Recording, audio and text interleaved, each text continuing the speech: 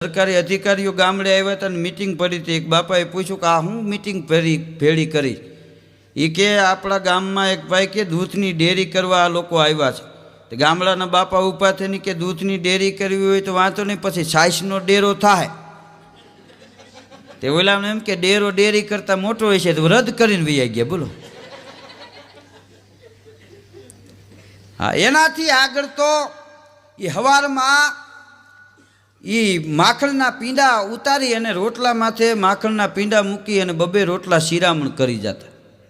એ હાંક મારીને કામ કરી શકતા, ખાઈ કામ કરી શકે. ઘણા ચા પીને છાપું લઈને બેઠા હોય અને વાતો કરતા હોય. મોટા આ સરકારનું હાલ છે નહીં તો તને બોલાવશે, તને ઘરમાંથી રદ કર્યો. હવે ચા પીને છાપું લઈને બેઠા ને ઈર્ષા બીજાની કરતા હોય. કોઈ કે ને મગનભાઈ મકાન હારા કર્યા, એ કે લોન માથે કર્યા કેદી ભરી લે ભરવા